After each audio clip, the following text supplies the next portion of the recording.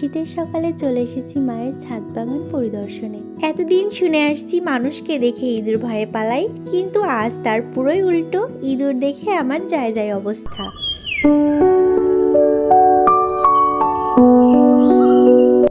শীতের সকালে মিষ্টি রোদ, সাথে হালকা বাতাস, মনোমুগ্ধকর পরিবেশ।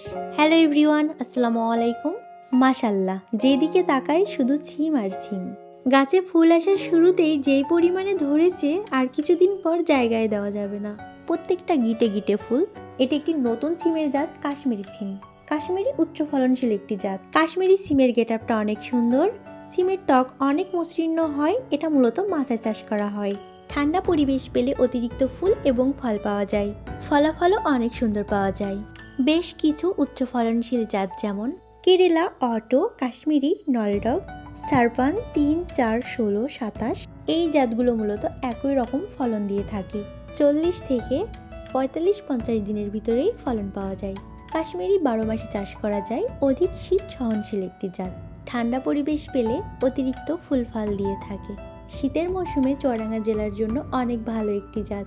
এই জাতগুলো যেই পরিমাণে ফলন দেয়, যারা শহরাঞ্চলে বসবাস করে মাত্র 2-1টা গাছ লাগালে পারিবারিক পুষ্টির চাহিদা খুব ভালোভাবেই পূরণ করা সম্ভব।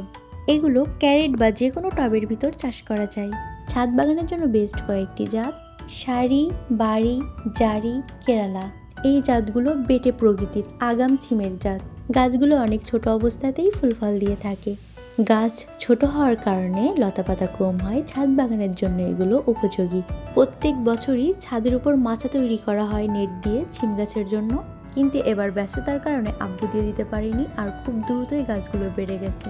গাছগুলো এত পরিমাণ ঝোপালো হয়ে গেছে যে ছিমগুলো ভালো বোঝা যাচ্ছে না। নেটের মাচা হলে নিচ থেকে ছিমগুলো দেখতে বেশ ভালো লাগে। ঝোপালো হওয়ার কারণে ভিতরে অনেক অন্ধকার, আর এই অন্ধকারের ভিতরেই গেছো ইঁদুরের বসবাস। জীবনে প্রথমবার এত বড় ইঁদুর দেখলাম, অনেক ভয় পেয়েছি। আর হ্যাঁ, গাছগুলো ছাদের উপরে রোপণ করা হয়নি, এগুলো নিচে থেকে উপরে উঠিয়ে দেওয়া হয়েছে। ক্যারেট বা টবের চেয়ে মাটিতে রোপণ করলে বেশি উৎপাদন পাওয়া যায়, তাই সুযোগ থাকলে মাটিতে রোপণ করাই উত্তম। আর গাছের গোড়া থেকে যে পরিমাণে ছিম ধরে আছে, আসলে দেখলেই ভালো লাগছে। ক্যামেরার ভিতরে কতটুকু ভালো লাগছে জানি না, সামনাসামনি যে এত সুন্দর লাগছে বলে বোঝানো যাবে না। মহারাজ এখানে তেচড়া করে ছিমগুলো কেটে কেটে রেখে দিয়েছে, সম্পূর্ণ খায়নি। আমি সেটাই হাত দিয়ে দেখছিলাম। আল্লাহর কত সুন্দর নিয়ামত। পৃথিবীতে সকল প্রাণীর প্রত্যেকটা জিনিসের উপরই হক আছে, এটাই হয়তো তার বাস্তব প্রমাণ। কে কোথা থেকে ভিডিওটি দেখছো অবশ্যই কমেন্টে জানিও। যদি ভিডিওটি ভালো লাগে তাহলে পেজটি ফলো করে দিও, আর যদি ইউটিউব থেকে দেখো তাহলে অবশ্যই চ্যানেলটি সাবস্ক্রাইব করে দিও। দেখা হবে নতুন কোনো ভিডিওতে। সবাই ভালো থেকো। আল্লাহ হাফেজ।